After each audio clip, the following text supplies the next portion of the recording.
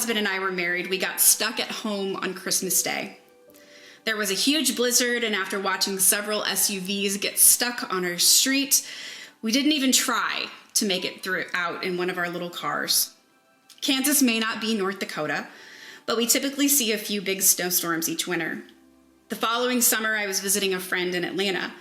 The people there asked me how I was adjusting to their July heat.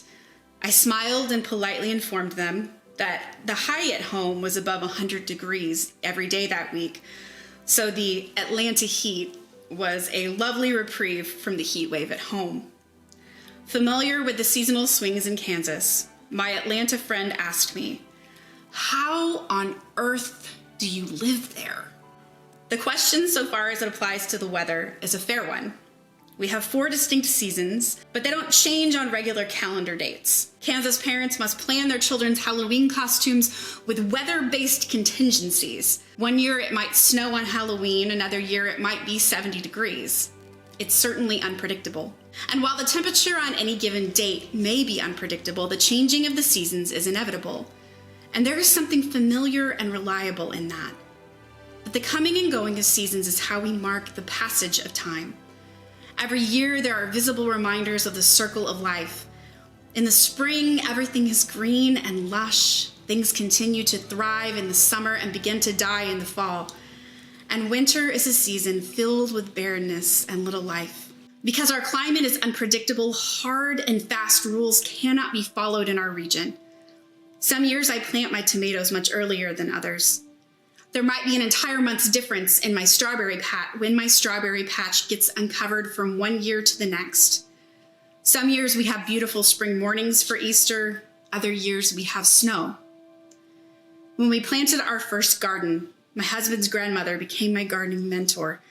I spoke with her on a weekly basis, especially in those early years, asking over and over and over again, "Is it time?" In our climate, a gardener's timing is an instinct that must be cultivated over the seasons and the years. In the same way, unpredictable seasons can cause climate whiplash. I have also had the sense that celebrating both Palm and Passion Sunday on the same day results in liturgical whiplash.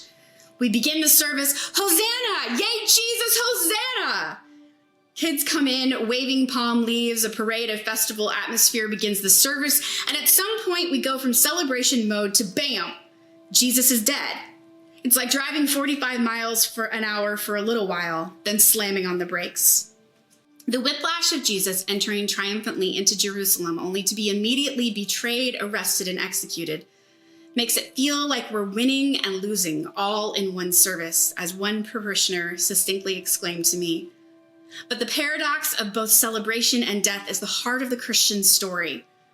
There is a concept in the field of psychology called cognitive dissonance. It is the idea that human minds are uncomfortable with holding 2 disparate ideas in our minds at the same time. In other words, holding 2 ideas that do not merge cleanly into one another make us squirm. But such ideas are the foundation of Christian belief. We believe that the reign of God exists in the here and now, but we also believe it is yet to come. It is now, but it is also not yet. The gospel, the good news, is condensed into 3 succinct sentences in this communion liturgy. Christ has died, Christ has risen, Christ will come again. There is no celebration of Easter morning without the darkness of death that precedes it.